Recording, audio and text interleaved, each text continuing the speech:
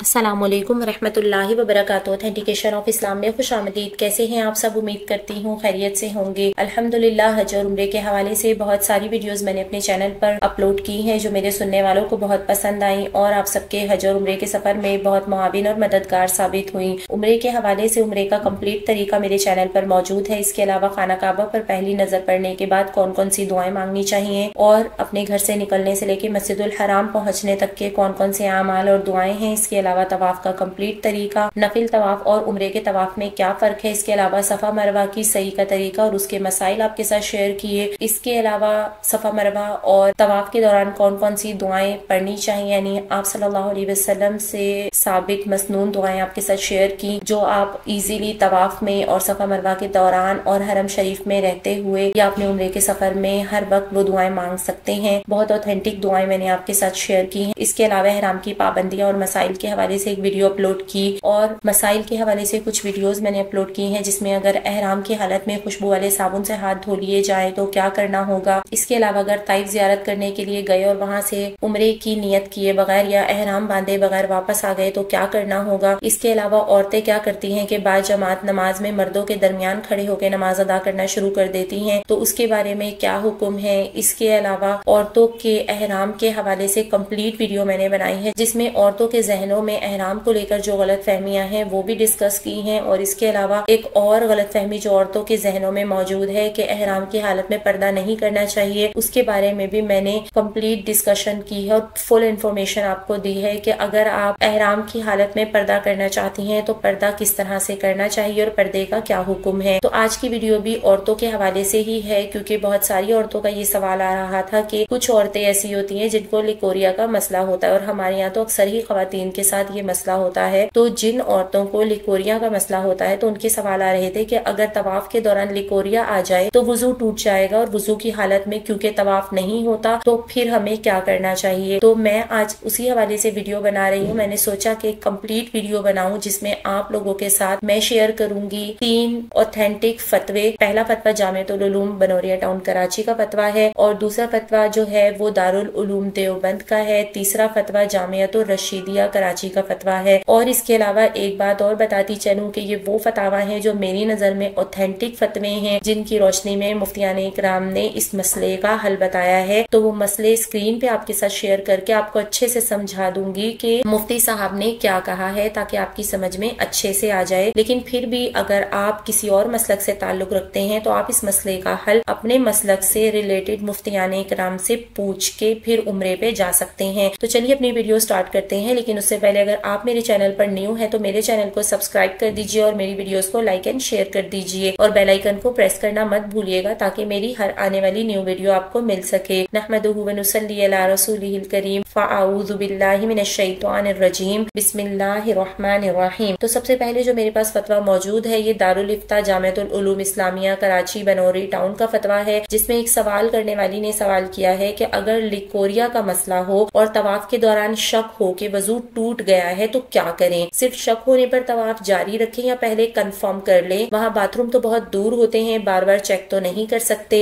और दूसरी बात ये पूछी है कि मक्का मुकर्रमा मस्जिदुल हराम में दूसरी मंजिल और छत वगैरह पर हाइजा औरत जा सकती है या नहीं। तो इसके बारे में बहुत डिटेल से फतवा दिया गया है जिस फतवे में सबसे पहले तो ये बताया गया है कि लिकोरिया यानी कि सिलानुर रहम की जो बीमारी है वो असल में क्या है, यानी कि इस बीमारी के दौरान जो पानी खारिज होता है क्या वो पाक है या फिर नापाक है। तो बहुत तफसील के साथ मुफ्तियाने इकराम ने इस फतवे को बयान किया है कि सबसे पहले उन्होंने बताया है कि वाजिया रहे कि लिकोरिया यानी सिलानुर रहम की बीमारी में जो पानी खारिज होता है वो चूंकि रहम से खारिज होता है यानी हमारे यूट्रस से आता है वो, तो इसलिए वो मजी की तरह निजासत गलीजा है। अब मनी जो होती है वो शहवत के नतीजे में निकलती है जिसके बाद गुस्ल फर्ज हो जाता है, लेकिन जो मजी होती है ये निजासत गलीजा कहलाती है। इसमें गुस्ल फर्ज नहीं होता, इसमें वजू टूट जाता है तो वजू दोबारा से करना पड़ता है। तो ये जो लिकोरिया की बीमारी के दौरान जो पानी खारिज होता है वो मजी की तरह निजासत गलीजा है, तो इसके निकलने से वजू टूट जाता है और कपड़े भी नापाक हो जाते हैं। अब उन्होंने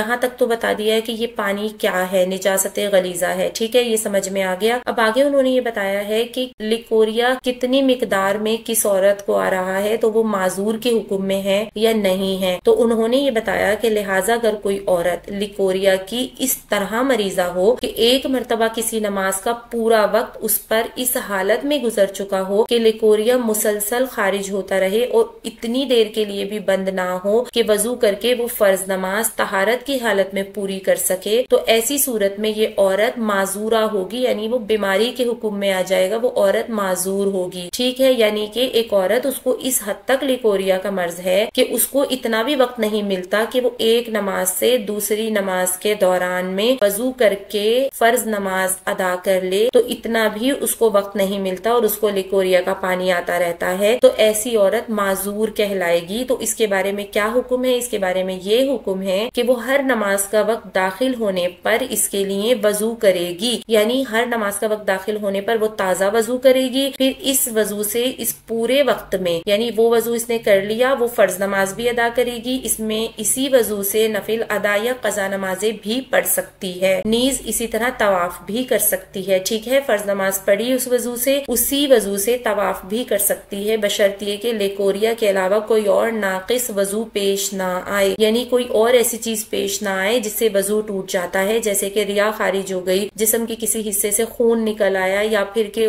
मुंह भर के उल्टी हो गई, तो ऐसी चीजें जिनसे वजू टूट जाता है, तो अगर इस तरह की कोई और चीज पेश नहीं आई तो उसी वजू से वो औरत तवाफ भी कर सकती है, और ये औरत उस वक्त तक माजूर रहेगी जब तक किसी एक नमाज का कामिल वक्त उज़्र से खाली ना गुजर जाए, यानी अगर एक नमाज का भी कामिल वक्त उज़्र से खाली गुजर गया तो वो माजूरा के हुक्म से निकल जाएगी, लेकिन अगर उस वक्त तक माजूरा के हुक्म में रहेगी कि जब तक किसी एक नमाज का कामिल वक्त उज़्र से खाली ना गुजर जाए, ठीक है। अब दूसरी चीज जो है वो उन्होंने कहा, क्या बताया कि अगर ये औरत लिकोरिया के मर्ज की वजह से जो तफसील बताई गई माजूरा के हुक्म में हो, तो हर नमाज का वक्त दाखिल होने पर वजू करके इस वक्त के अंदर तवाफ कर सकती है। और अगर मुस्तकिल मरीजा ना हो, ठीक है, मुस्तकिल मरीजा नहीं है, कभी कभी उसको लिकोरिया आ जाता है, इत्तेफाकन दौराने तवाफ लिकोरिया खारिज हो जाए, यानी अक्सर औरतों को ये भी होता है कि ज्यादा चलने की वजह से भी लिकोरिया खारिज हो जाता है, तो वो इत्तेफाकन कहलाएगा। तो इत्तेफाकन अगर किसी को इस तरह से लिकोरिया खारिज हो जाए तो वजू टूटने की वजह से दोबारा वजू करके तवाफ को पूरा करना उसके लिए लाजिम होगा, लेकिन सिर्फ शक की बिना पर तवाफ नहीं छोड़ना, बल्कि तवाफ बराबर जारी रखें जब तक के पानी के खुरूज का यकीन ना हो जाए। तो यहाँ ये बता रहे हैं कि वजू टूटने की वजह से वजू करना पड़ेगा, ठीक है, ये एक बात तो समझ में आ गई, लेकिन उन्होंने कहा कि सिर्फ शक के बिना पर तवाफ नहीं छोड़े, यानी अगर सिर्फ शक हो रहा है कि कुछ गीला गीला फील हो रहा है, तो जब तक कि हम ये यकीन ना कर लें कि ये जो गीलापन है ये लिकोरिया की वजह से है, तब तक हमें तवाफ नहीं छोड़ना। और अगर हमें इस चीज का यकीन हो जाए कि हाँ जो पानी आया है वो लिकोरिया वाला पानी है, तो अब हमें तवाफ छोड़ देना है, वजू करना है, और वजू करने के बाद हमें अपना तवाफ जहाँ से हमने खत्म किया था वहीं से शुरू करना है। दूसरा सवाल पूछने वाली ने ये पूछा था कि हाइजा औरत मस्जिद हराम में छत पर या दूसरी मंजिल पे जा सकती है, तो उसका जवाब उन्होंने लिखा कि हाइजा औरत के लिए जिस तरह मस्जिद हराम में दाखिल होना जायज नहीं है, इसी तरह मस्जिद हराम की छत पर भी जाना जायज नहीं है, लिहाजा हाइजा मस्जिद हराम की छत पर नहीं जा सकती,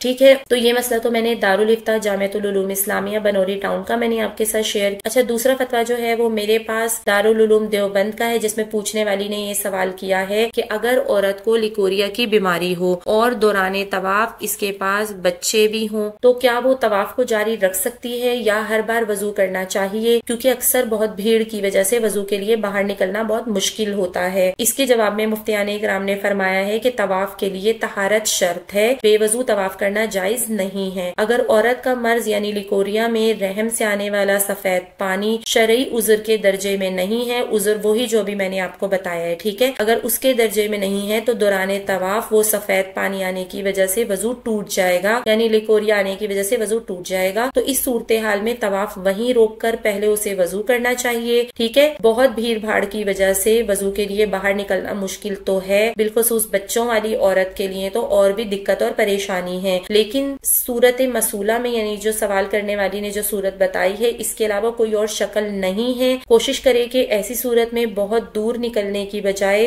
करीबी वजू खाने में जाकर वजू कर ले। अब करीबी वजू खाने कौन से हैं? तो मस्जिदुल हराम में नीचे यानी मताफ के अंदर आप दाखिल होते हैं तो उससे पहले ही यानी कि ऊपर से जब आप सीढ़ियां उतरेंगे तो कुछ वजू खाने उन्होंने नीचे बना दिए हैं, औरतों का अलग है, मर्दों का अलग है। तो आप वहां से करीब के वजू खाने से ही वजू करके और फिर अपने तवाफ को जारी रख सकती हैं। ठीक है। अब तीसरा फतवा जो है वो मेरे पास दारुल इफ्ता जामियतुर रशीदिया का फतवा है। अब इसमें एक पूछने वाली ने हल भी पूछा है कि पूछने वाली ने कहा है कि मैं कुछ वक्त से लिकोरिया की बीमारी में मुब्तला हूँ, पिछले 3-4 माह से इलाज करवा रही हूँ। जब इलाज किया तो थोड़ी ठीक हो गई, लेकिन अब ये मर्ज फिर से हो गया है। मसला ये है कि मैं इंशाअल्लाह हज पर जा रही हूँ, तो इस बीमारी के साथ हज और उम्रा कैसे करूंगी? जब ये होता है तो मैं बामुश्किल आधा घंटा रुक सकती हूँ, फिर ये शुरू हो जाता है। तो इस हालत में मस्जिद हराम या मस्जिद नबवी की हुदूद में रहना सही होगा या नहीं? तवाफ सही और हज के अरकान कैसे अदा करूंगी? कुछ लोग कहते हैं कि टिश्यू पेपर फंसा लिया जाए, कुछ कहते हैं कि पैड लगा लिया जाए। सही तरीका क्या है? अगर रुई रख दूं तो इसकी मुद्दत कितनी होगी? वजाहत उन्होंने आगे दी है कि ये बीमारी तकरीबन आधा घंटा या पौन घंटे के बाद आती है। अभी तक एक नमाज का पूरा वक्त ऐसा नहीं गुजरा जिसमें ये बीमारी मुस्तकिल जारी हो और वजू करके फर्ज नमाज पढ़ने का मौका भी न मिला हो। अब ये तफसील में उन्होंने बताया कि ये जो तफसील है, क्योंकि इसमें उनको आधा पौना घंटा मिल जाता है एक नमाज से दूसरी नमाज का, तो उन्होंने कहा कि आप माजूर शरई में नहीं हैं, यानी आप माजूरा के हुक्म में नहीं हैं, इसलिए ये बीमारी आने से आपका वजू टूट जाएगा। हज और उम्रे के आमाल में से सिर्फ तवाफ के लिए तहारत शर्त है, बाकी आमाल और मस्जिद हराम या मस्जिद नबवी में जाने के लिए बावजू होना शर्त नहीं है। लिहाजा हज और उम्रे के दौरान आप कोशिश करें कि ये बीमारी रुकने के फौरन बाद तहारत हासिल करके तवाफ शुरू कर लिया करें, ताकि हत्तुल इम्कान तवाफ पाकी की हालत में हो। लेकिन अगर तवाफ के दरमियान में ये उज़्र पेश आए तो करीबी वजू खाने में जाकर सफाई और वजू करके इस जगह से तवाफ को जारी रखें जहां इसे छोड़कर गई हो। कपड़ों को बचाने के लिए कोई कपड़ा, पैड या रुई वगैरह जो भी सूरत आसान हो वो इख्तियार कर सकती हैं। तो ये बहुत अच्छी चीज पता चल गई कि इसका हल ये भी है कि आप पैड भी रख सकती हैं ताकि आपके कपड़ों पे धब्बा ना लगे। आप वजू करके नमाज अदा कर सकती हैं। तो वो जो रुई है या टिश्यू पेपर रख सकते हैं, तो उससे क्या होगा कि वो लिकोरिया बाहर नहीं आएगा, उसी टिश्यू पेपर पे रहेगा। उस टिश्यू पेपर के रखने की वजह से हमारे कपड़े भी नापाक नहीं होंगे और वो टिश्यू पेपर या रुई हम बाहर निकाल के फेंक देंगे और फिर हम वजू करके इजीली, अगर आधा पौना घंटा बीच में मिलता है तो हम उस वक्त में पाकी की हालत में तवाफ कर सकते हैं, कोई मसला नहीं होगा। लेकिन अगर शरई उज़र है, वो औरत माजूरा है कि उसको हर वक्त रहता है, तो वो भी इस तरह कर सकती है, वो पैड भी रख सकती है, टिश्यू पेपर भी रख सकते हैं। क्योंकि वो माजूर है तो वो हर नमाज में ताजा वजू करेगी, नमाज अदा करके अपना तवाफ उसी वजू के साथ कर सकती है। ठीक है। और अगर बीच में लिकोरिया आ गया, वो औरत जो शरई हुक्म में नहीं है, माजूर नहीं है, उसको तवाफ करने के दौरान इत्तेफाकन या किसी वजह से पानी खारिज हो गया तो उसका वजू टूट जाएगा। वो दोबारा वजू करेगी और वजू करके वो अपना तवाफ कंप्लीट करेगी। अब यहीं पे जो है वो एक बात और मैं शामिल करती चलूं कि कुछ लोगों का ये सवाल भी होता है कि अगर लिकोरिया का पानी कपड़ों पे लग जाए तो क्या करना चाहिए। तो उसके बारे में मुफ्तियाने किराम ये फरमाते हैं कि लिकोरिया की रतूबत नजिस है, किसी कपड़े पर लग जाए तो कपड़ा नापाक हो जाएगा। लिहाजा कपड़ा पाक करने के बारे में ये तफसील है कि अगर इतना वक्फा मिल जाए कि कपड़ा धोकर नमाज पढ़ ली जाए और नमाज के दरमियान वो दोबारा नापाक ना होता हो, तो इस सूरत में कपड़ा धोना वाजिब है। यानी कि अगर हमें लिकोरिया आ गया तो हमने कपड़ा धोना है। तो उसके बारे में तफसील ये है कि अगर इतना वक्फा मिल जाए कि कपड़ा धोकर नमाज पढ़ ली जाए, यानी कपड़ा भी धो लिया और नमाज भी पढ़ ली और नमाज के दरमियान में वो दोबारा नापाक नहीं होता, इतना वक्फा हमें मिल जाता है, तो तब तो कपड़े को धो लेना चाहिए, उसको पाक करके फिर वजू करके नमाज पढ़नी चाहिए। तो इस सूरत में जो है वो कपड़ा धोना वाजिब हो गया। सही है। और अगर ये हालत हो कि कपड़ा धोकर नमाज पढ़ने के दरमियान में वो फिर नापाक हो जाता हो तो धोना वाजिब नहीं है। यानी लिकोरिया इतना ज्यादा हो कि उसने कपड़ा धोया और नमाज के लिए खड़ी हुई और वो फिर से नापाक हो गया, तो इसमें धोना वाजिब नहीं है। तो उम्मीद करती हूँ कि आपको मेरी पूरी बात समझ में आ गई होगी। इसमें कुछ भी मैंने अपनी तरफ से नहीं बताया, आपके सामने स्क्रीन पर फतवे शेयर किए हैं और उस फतवों को मैंने आपको अच्छे तरीके से समझा भी दिया है। तो उम्मीद करती हूँ कि जिन औरतों को लिकोरिया का मसला है और वो परेशान होती हैं कि तवाफ कैसे करें, अपनी बाकी इबादत को कैसे करें, नमाज कैसे पढ़ें, तो ये मसला उनकी समझ में इंशाअल्लाह आ गया होगा। तो अगर मेरी वीडियो आपको आपको पसंद आई हो तो इसको लाइक एंड शेयर करना मत भूलिएगा। और इसी तरह की और बहुत सारी ऑथेंटिक वीडियोस के लिए देखते रहिए ऑथेंटिकेशन ऑफ इस्लाम। अस्सलाम वालेकुम व रहमतुल्लाहि व बरकातुहू।